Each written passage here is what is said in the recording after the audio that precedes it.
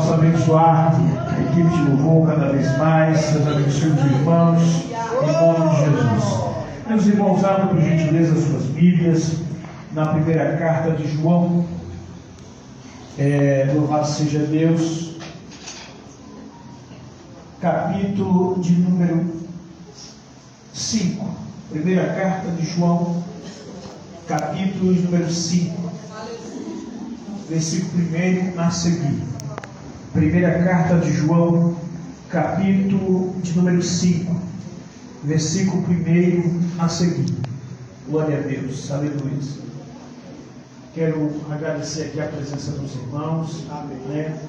Estou vendo irmãos que estão passando a vir na quinta-feira também.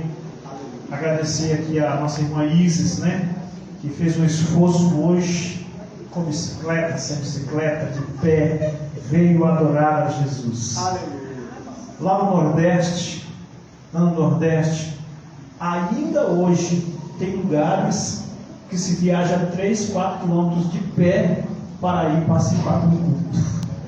Ainda hoje tem. Imagine alguns anos atrás, Alguém apertou o controle. Estava você também. Louvado seja Deus. Aleluia, Jesus. Glória a Deus. E eu creio que você que veio à casa de Deus, que veio na terça, que veio hoje quinta, que veio domingo, que não falta os cultos, toda vez que você vem à casa de Deus, Deus te entrega algo novo aqui na casa de Deus. Amém? Louvado seja Deus. Quem achou, diga amém. Amém. Então vamos ler. Diz assim o versículo 1: todo aquele que crê em Jesus Cristo é nascido de Deus, e todo aquele que ama ao que gerou também ama ao que é dele nascido. Nisto conhecemos que amamos os filhos de Deus, quando amamos a Deus e guardamos os seus mandamentos. Porque este é o amor de Deus, que guardemos os seus mandamentos, e os seus mandamentos não são pesados. Porque todo o que é nascido de Deus vence o mundo. E esta é a vitória que vence o mundo, a nossa fé. Amém? Podeis tomar assento em nome de Jesus Cristo. Louvado seja Deus. Bendito seja o nome de Jesus. Meus irmãos, eu gostaria muito de poder, nessa noite, falar aquilo que eu tenho no coração, tudo para falar. Mas eu sei que o tempo não vai ser suficiente. E talvez fique enfadonho também para os irmãos. Mas eu gostaria de tirar algumas lições espirituais desse texto que a Bíblia nos traz para o nosso conhecimento. O primeiro deles é que todo aquele que crê em Jesus, louvado seja Deus, a Bíblia diz que ele é nascido de Deus, ele é gerado por Deus, ele é criado por Deus. Aquele que não crê, a Bíblia diz que já não é nascido do Senhor, não é gerado do Senhor. Quando eu estou dizendo não é gerado do Senhor, não quer dizer que ele é uma criatura, um ser humano que Deus permitiu o seu nascimento, sim. Mas a Bíblia diz também que há vasos para honra e vasos para desonra. Aquele que nasceu para honrar a Deus e aquele que nasceu para desonrar ao seu Deus. E a Bíblia diz aqui, meus amados irmãos, neste capítulo número 5, que diz que a todo aquele que é nascido de Cristo, louvado seja Deus, ele ama não somente ao Senhor, mas também aquele que o gerou. Preste atenção nisso aqui. A primeira palavra de Deus que nós devemos nos ater nessa noite é que devemos amar a Deus. E a segunda palavra é que devemos amar também aquele que nos gerou, que nos formou, aquele que carregou no ventre durante 9 meses, ou aquele que cuidou durante a nossa infância, que nós não tínhamos condições de cuidar da nossa vida, aquele que fez com que muitas vezes deixasse a sua própria vida, os cuidados pessoais e particulares seu, e dedicasse a mim e a você, quando a gente muito precisava. E a gente tem que entender isto, que isto é um dom que vem de Deus. Honrar as pessoas, honrar aqueles que estão em sua volta, é um dom divino. Honrar, respeitar, amar é um dom divino que vem do Senhor. Isto não é uma educação que se dá nas escolas ou que se ensina nas escolas. Este é um dom divino que vem de Deus para aqueles que têm o temor do Pai. Estes que têm o temor do Senhor, eles partem deste princípio que devem amar a Deus sobre todas as coisas e o seu próximo como a si mesmo. Isto é o que a palavra de Deus nos ensina. E nisto conhecemos e amamos os filhos de Deus, quando amamos a Deus e quando guardamos os seus mandamentos. Quando guardamos os seus mandamentos. Irmãos, se a gente for olhar lá no Velho Testamento e retornar, para a gente pegar os 10 mandamentos que foram dados a Deus, por Deus, a Moisés, nós vamos ver que ali havia um detalhamento dos 10 mandamentos, como iniciava-se e até o final, até o último mandamento. Mas aí a Bíblia diz, em certa feita, que quando Jesus estava pregando, alguns dos seus discípulos, as pessoas que estavam em volta de Jesus, perguntaram assim: Senhor, ouvimos que Moisés recebeu de Deus os 10 mandamentos. E aí aquela pessoa começou a recitar o primeiro, o segundo, o terceiro, o quarto, o quinto. E alguém vai lá e pergunta: qual é o maior de todos os mandamentos? Qual é o maior de todos os mandamentos?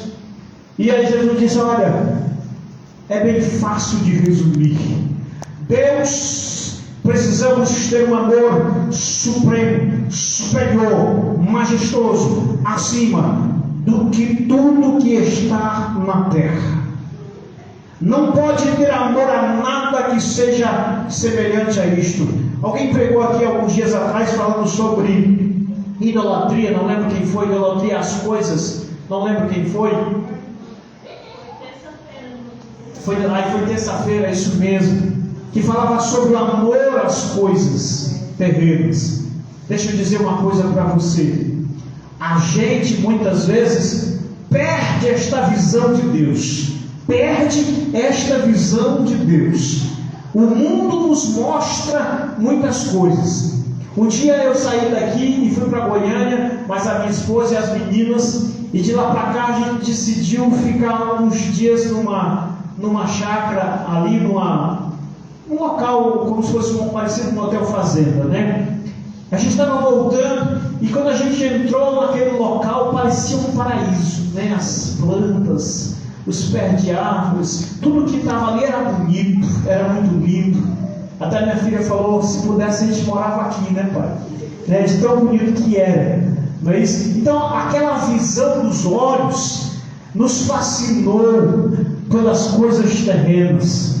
E aquela visão dos olhos, talvez naquele momento a gente estava vendo aquilo ali apenas, mas na nossa visão dos olhos, no nosso dia a dia, na visão não só física dos olhos, mas na visão do entendimento, aonde está o nosso psique, onde está o nosso entendimento, o nosso subconsciente, aonde nós gravamos os desejos, as vontades, os pensamentos, é ali que são gravadas as vontades terrenas e os desejos naturais que a carne e o mundo oferece. E muitas vezes nós queremos optar por isso e se esquecemos de que estas coisas são pequenas, passageiras, terrenas, que terão fim um dia, e que o Senhor Jesus Cristo não é diferente, é para sempre, é eterno e nunca mais voltaremos. Às vezes a gente se esquece disso, se esquece deste entendimento sobre Deus.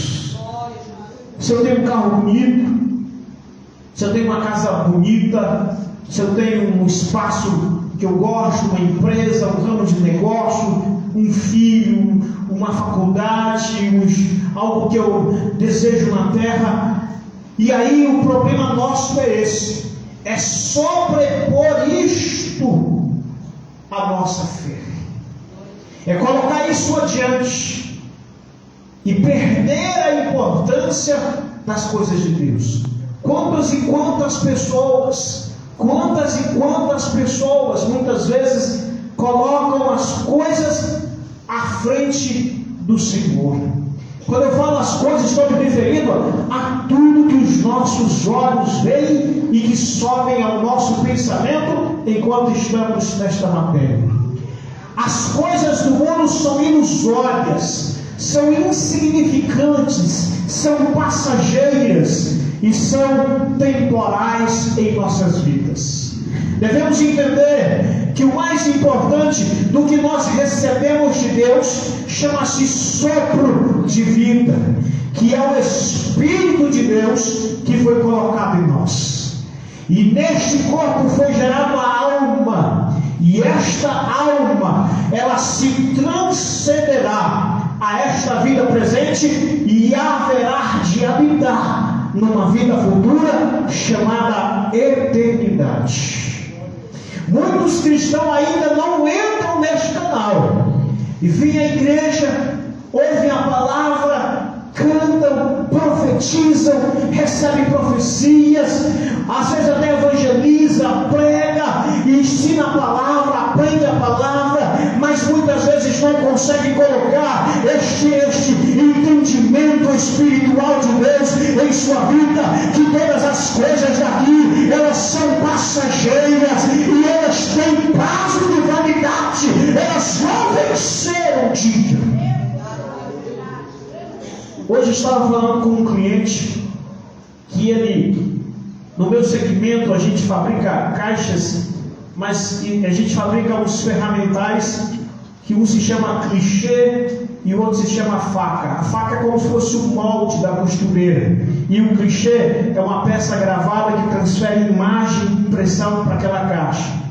E aí o cliente compra e nós vendemos aquele material junto, o ferramental, porque tudo serve só para aquele material dele, é só serve para ele, não serve para outro. Então eu tenho que comprar as caixas e compro também os ferramentais que são dele. E lá na indústria nós temos um espaço maior que esse aqui, dividido em prateleira, que é onde nós guardamos lá estes ferramentais.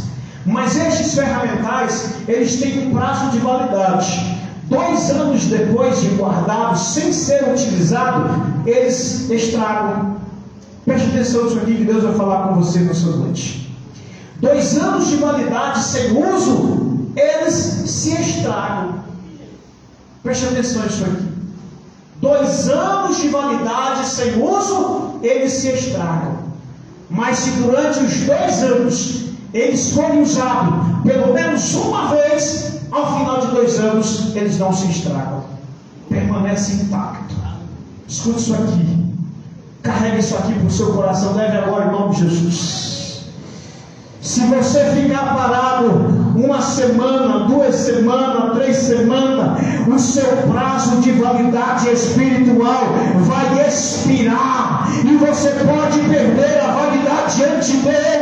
Se você for usado durante 1 semana, 2 semanas, 3 semanas, vai entrar anos e anos e a sua validade não vai expirar. Você vai permanecer vivo e na presença do Senhor. Então fique de olho na sua validade. Quando começar a você não sentir vontade de vir para a igreja, preste atenção. A sua validade pode estar expirando. Quando isso começar a acontecer, a sua validade pode estar expirando. O que você faz? Vem aqui, pastor, ora por mim de novo, que eu estou sentindo que a minha validade está expirando. E eu quero recomeçar de novo. Eu não posso parar neste caminho. Você sabe por quê? Porque as coisas da terra não me darão eternidade. Porque os bens da terra não me darão eternidade. Porque a amizade das pessoas não me darão eternidade. Porque a felicidade de conhecer e viver junto com os meus filhos não me darão eternidade. A paz que eu possa ter no meio dos meus familiares, a felicidade entre os meus amigos não me garante eternidade. Mas a minha vida inteira e vida na presença do Senhor me dá direito a entrar no reino dos céus. Isto é o meu prazo e o seu prazo de validade. Se a sua vida está ativa em Deus, então alguma coisa está acontecendo. Pastor, mas eu tenho um problema mais sério. Eu vou à igreja, mas eu não sinto nada. Eu vou à igreja, mas eu não sinto absolutamente nada. Não sinto o mover do Espírito. Não sinto isso, não sinto aquilo. Não sinto mais nada. Olha, a sua peça talvez já tenha perdido também a validade. Talvez seja necessário levar de novo ao forno e renovar a validade, para que Deus possa recriar, reconduzir a prateleira dos que estão válidos.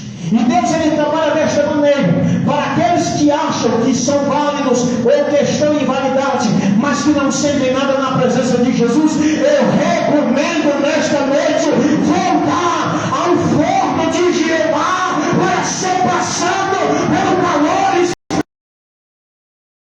Não quer mortos. Jesus não coordena uma igreja de nascidos e mortos dentro da mesma igreja, não. Jesus Cristo comanda uma igreja de vivos, e vivos em Cristo Jesus, vivos que nasceram, viveram e não rejeitaram e não pararam e permanecem vivos na presença do Todo-Poderoso. Glória a Deus, glória a Deus. Este Deus é o Deus que nós servimos. E o apóstolo João, escrevendo àqueles irmãos, e no versículo 5 ele diz assim: olha, quem é que vence o mundo, senão o que crê em Jesus? Porque todo aquele que é nascido de Deus vence o mundo, e esta é a vitória que vence o mundo, a nossa fé. Essa é a vitória que vence o mundo, a nossa fé. A nossa fé. A nossa fé. Porque nós vivemos não é por vista, não é pelo que os olhos veem, não é pelo que o entendimento imagina, pensa, não é pelos sonhos que nós sonhamos à noite, e não é pela profecia que nós recebemos muitas vezes de algumas pessoas. O que nós vivemos, o que nos faz viver e o que nos faz caminhar e existir vivos é a nossa fé. Ninguém jamais viu a Cristo, ninguém jamais viu ao Espírito Santo na sua essência, ninguém jamais viu a Deus Jeová de frente. Louvado seja Deus. A Bíblia diz que Moisés insistiu em ver Jeová. Ele disse: Senhor, eu quero ver o Senhor pessoalmente. Porque às vezes a gente escuta na Bíblia Sagrada alguém dizendo, a sua Bíblia informando que Deus falava a cara com Deus, e alguém pensa que Deus se personificava ou falava sentado ali conversando com Moisés, e falava ali como se fosse um homem e dois homens de frente. Louvado seja Deus. A Bíblia não diz isso. A Bíblia diz que Deus falava cara a cara, é porque a presença de Deus estava ali aonde Moisés estava. Louvado seja Deus. E a Bíblia diz que Moisés era tão ousado que um dia ele falou para Deus: Deus, eu quero ver o Senhor pessoalmente. Eu quero ver o Senhor. E Deus disse: Moisés, a carne não suporta a minha glória. A carne não suporta o esplendor da minha glória, porque ela se desfaz. Se algum dia alguém conseguir ver a Deus, certamente a glória é tão grande que a carne se desfará. Então Moisés, não é possível, mas vou te dar uma colherzinha de chá ainda. Vou passar diante de uma montanha e vou passar com essa montanha na frente, e tu vai ver apenas o resplendor da minha glória. E Moisés viu apenas o resplendor da glória de Deus, não viu a Deus. E aqui a Bíblia está dizendo assim: olha, a nossa fé é este canal, o canal de nós permanecermos vivos. Porque olha, nós cristãos somos caluniados, somos xingados, mentem ao nosso respeito. Muitas coisas ruins acontecem durante a nossa vida para que a gente desista de tudo. Muitas coisas ruins para que a gente desista de tudo. Tem hora que dá vontade de chegar assim e falar: hoje eu não vou mais não. Hoje eu não quero mais saber. Eu não suporto mais isso. Eu não aguento mais isso. Eu não quero mais isso. Eu não preciso viver isto. Tem momentos que dá vontade de dizer isto. Mas uma coisa a nós mesmos. Mas a Bíblia diz que foi Ele quem nos escolheu desde a fundação do mundo. Ele é que nos separou, que nos preparou para sermos servos fiéis e caminharmos diante dele durante toda a nossa vida terrena e chegarmos para a sua glória e para o gozo eterno. Isto é servir ao Senhor. Isto é vencer as intempéries da vida. A nossa fé nos garante isto, nos dá força.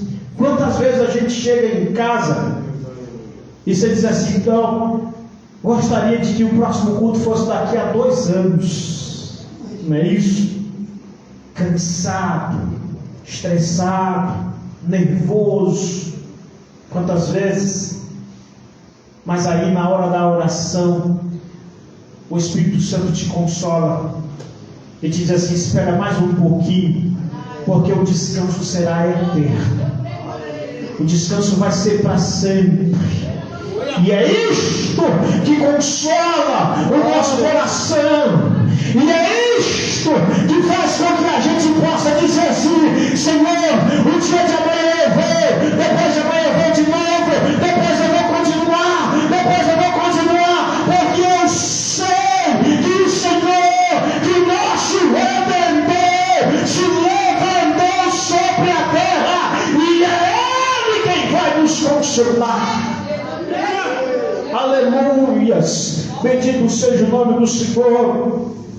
Uma certa vez, um certo homem, louvado seja Deus, não sei se vocês já ouviram falar na história de um homem chamado Pastor Jotinha. Quem já ouviu falar desse nome? Já ouviu? Pastor Jotinha, quem já ouviu falar? Pastor Jotinha é o remanescente, é o rabisco da terra, é o rabisco do Evangelho. Quem sabe quer dizer o que é rabisco? É aquilo que fica ali à disposição, no galho ainda, esperando. Israel se fazia a colheita das uvas ou do trigo, mas existia dentro da lei de Moisés, dentro da lei, uma regra que dizia que ele devia colher o melhor da produção, mas uma parte deveria ficar no pé. Por que aquela parte deveria ficar no pé? Aí a Bíblia diz que o Senhor dizia para Moisés: olha Moisés, é para que porventura, se alguém passar pela terra dos filhos de Israel, ela vai encontrar comida, vai encontrar alimento e vai sobreviver. Na nossa terra, na terra do Senhor, haverá sobra de alimento, não só para os filhos, mas para os que visitarem a nossa terra. Eles vão até os galhos do pé de uva, do pé de maçã, do trigo, e lá vai ter comida para ele, porque na nossa terra ele não vai morrer, porque vai ficar lá os rabiscos da terra, vão estar lá à disposição para os que estiverem passando sobre a nossa terra. Louvado seja o nome do Senhor. E quando eu olho para aquele homem chamado Pastor Jotinha, eu me lembro dessa história dos rabiscos da terra, que ele era um remanescente. Ele morreu com mais de 100 anos, 100 anos. Ele foi consagrado a pastor com 15 anos de idade. Ele não tinha pai, pelo menos não conheceu pai, não conheceu mãe, nunca se casou, nunca teve filho, e só era ele na terra. E um dia ele disse que estava indo pregar o Evangelho no outro lado de um rio. Ele falou que era na região nordeste, porque o pastor Jotinha, ele foi um dos auxiliares do pastor do pastor Gunavi, dos que fundaram a Assembleia de Deus no Brasil. Ele foi um dos pastores auxiliares dele, e há mais ou menos 5 ou 6 anos ele ainda estava vivo. E eles contavam um testemunho que um dia ele foi pregar o Evangelho do outro lado de uma cidade perto. Ele falou que ia de pé ou às vezes de cavalo. E nesse dia ele foi de pé. E não tinha ninguém que fosse com ele. E ele chegou no rio, que ele atravessava o rio, estava em época de cheia, e o rio estava transbordando de cheio, e aquela correnteza muito grande, e ele parou ali do lado do rio, e a ordem divina é: vai para o outro lado, e vai pregar, porque lá tem muitas almas que precisam ouvir a minha palavra. Vai lá, porque tem vidas que estão ansiosas para ouvir do falar de Jesus. E ele ouviu esta voz de Deus em casa, e ele seguiu para este lugar, para lhe pregar a palavra. E quando ele chegou no rio, ele disse que o rio estava transbordando, e o rio era muito largo, e ele olhou para um lado e para o outro. Ele estava sozinho, não tinha canoa, não tinha nada, e ele ficou olhando para o outro lado, era muito longe, e ele pensou: se eu atravessar, eu vou morrer afogado, porque quando o rio enche em época de cheia, ele faz aqueles redemoinhos que é muito perigoso, e aquela correnteza muito forte. E ele ficou parado ali pensando. Falou: olha, mas por que Deus me mandou para cá? Para me atravessar este rio? Como que eu vou atravessar este rio? E ele disse que estava ali pensando, quando de repente desceu uma tora muito grande, como se fosse uma tora de madeira, bem comprida, bem grande. Foi que dava mais ou menos o que ele via da tora, o resto estava dentro da água. Foi que dava a ver pelo menos uma coisa de uns 6 metros, uma tora mais ou menos dessa grossura de madeira. Ele falou: eu vou subir nessa tora e vou controlando até sair do outro lado. E subiu na tora de madeira para atravessar para o outro lado. E naquele tempo todo mundo usava um facãozinho, uma faquinha aqui, porque era costume, que andava na roça tinha que ter um facãozinho. Ele dava um facãozinho aí e foi seguindo. Ele foi tentar guiar a tora, mas a tora já seguiu ali pelo lado da correnteza e atravessou a correnteza e parou no outro lado. E aí ele pegou e botou o pé no chão, molhou ele um pouco, a roupa, e ele pegou e falou: rapaz, mas que tora de madeira grande, né? De onde será que vem uma madeira desse tamanho? Aí ele disse que pegou o falcãozinho e bateu na tora. Aí a tora pulou a altura de 3 metros, assim, mais ou menos para cima. Era um peixe com mais de 6 metros de comprimento, imenso, preto, escuro. Bateu no peixe, o peixe foi lá, só atravessando de um lado para o outro. Baseado na fé dele. A Bíblia diz que a nossa fé é que vence o mundo. Ele ficou esperando. Então, se eu vim para cá, eu estou aqui, estou vendo do outro lado. Se Deus me mandou para cá, então Ele vai mandar para você. Mas a minha fé diz que eu vou atravessar para o outro lado. Então deixa eu dizer uma coisa para você: se você ainda não tem fé em Deus, ao ponto de acreditar que tudo que é impossível torna-se possível diante de Deus, passa a acreditar nesta noite: aquilo que é impossível aos meus e aos teus olhos, ao meu pensamento, ao seu pensamento, é facilmente realizável pelo nosso Senhor. Aleluias! Deus não é um Deus de longe, é um Deus de perto. Mas eu preciso viver este Evangelho. Eu preciso rejeitar o que o mundo me oferece. No ano passado, surgiram aqui uma grande quantidade de políticos e me ofereceram dinheiro.